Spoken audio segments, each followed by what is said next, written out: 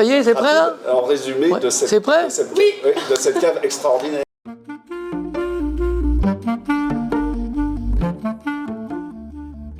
Je m'appelle Michel Jacques Chasseuil. Je suis collectionneur dans l'âme d'un peu tout. J'ai commencé par les timbres-poste, les pièces de monnaie, les minéraux. Et puis donc, grâce à mon grand-père, j'ai collectionné les vins parce que à l'époque, dans les années 50, il invitait ses enfants au jour de l'an et il y avait une barrique de vin qui les attendait.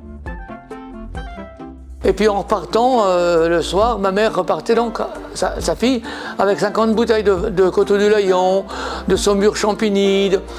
Et moi, à 20 ans, je me suis dit, tiens, je vais faire ma petite cave. Alors j'ai récupéré 3 bouteilles de la cave de mes parents, 3 Lançons, 3 Saumur Champigny. Ensuite, je suis parti au service militaire.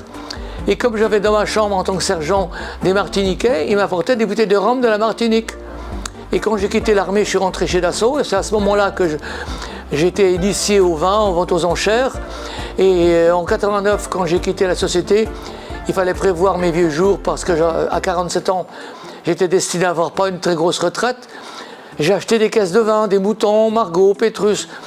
J'achetais tous les ans 4 caisses par mois de Grand Cru à 30 € la bouteille, jusqu'à l'an 2000. Et en l'an 2000, je me suis dit, bon, à la retraite, je revendrai ça 60 € au lieu de 30 €, ça permettra de remplacer ma retraite. Mais paradoxalement, Internet a mis à jour la rareté, la dégustation avec les Chinois, les Russes.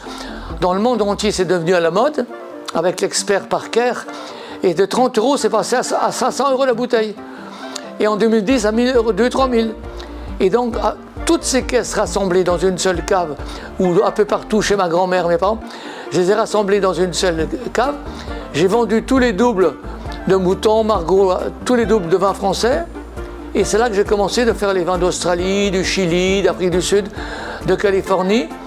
Et on est arrivé là maintenant, avec presque 45 à 50 000 bouteilles de vins du monde entier.